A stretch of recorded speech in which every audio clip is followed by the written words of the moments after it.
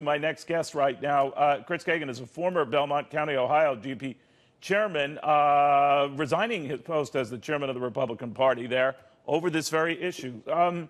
Sir, very good to have you. Did anything that President say earlier today, just about an hour ago, change your mind? Not changed my mind, Neil, and thank you for having me. I was very happy to hear him say they were taking strong actions to safeguard the midterm elections, but unfortunately, with the president trying to alter the meaning of the language that we all saw him use in Helsinki, I'm afraid it's not as credible as those in the White House would hope. I take no joy or pleasure in saying that, but I just don't think that's going to alleviate the problems. So do you think the president misspoke as he stated that that was not his intention? Or do you think that that was his intention and he was surprised by the blowback he got? I'm not surprised by the blowback. I think that was entirely appropriate. I think this is classic damage control. I'm a lawyer by profession, so let's just say I don't think the credibility of this witness would hold up. All right, so here you've stepped down in light of this. And now some of your Republican colleagues might say, whoa, whoa, whoa, you know, you're adding needless drama to this. You say what? Well, and I understand that, and I respect that. But, you know, I needed my president yesterday, 6 feet from Vladimir Putin, to basically stick his finger in his chest and say, we know what you did. It will not happen again on my watch. And if it does, there will be, you know, maximum pressure applied to Russia. And what I saw was more akin to, in effect, a hostage situation. And it was a bridge too far as a matter of conscience that I'm in a political position. I am a county chairman. And at the end of the day, that's all I am. I'm not a member of Congress. But I have to be, and I should be, in lockstep with the president's agenda and vision.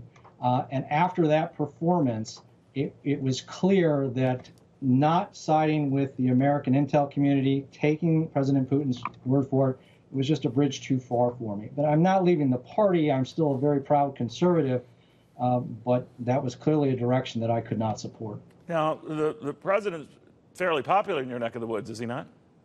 Oh, absolutely. In fact, so you might have done great harm to yourself politically, right? No question. No question. But there have people are told times... you that? Have people who support the president told you good riddance? It's starting to come in. No question about that. And President Trump, to give you an example of how popular he is, we hadn't had a Republican county commissioner elected in 40 years until 2016, and now we have two. So I give the president full marks for bringing those along. But, you know, at the same time, each individual, I believe, has to address their own conscience and their values, and those statements were something that I just could not continue to support. Did you hear from anyone at the White House? No, I'm not nearly that important, I'm afraid. In fact, I'm quite shocked, quite honestly, that it's taken the life that it has and given me the opportunity to speak with you I am today. almost betting someone tweets from the White House on this development, but I could be wrong. But what do you do now? I mean, the president is. Let me just get this straight here, because the president is going to say he hopes to have corrected this by clarifying his position today, whether it was a reversal or he was pressured to. He has changed his mind or whatever, or clarified his mind for the American people and the world. Are you satisfied with just that? No, Neil, you know, you're a businessman. You know that in the moment, you know, you can't recapture the gravitas that the President of the United States had available to him yesterday. To make that clarification in the cabinet room in the White House without President Putin being there to hear it, to see it in his eyes, to see the conviction in his statement, I just don't see this as anything other than sort of what has to be put out from a political standpoint. But it's going to take a good while, I believe, to rebuild the president's credibility with President Putin.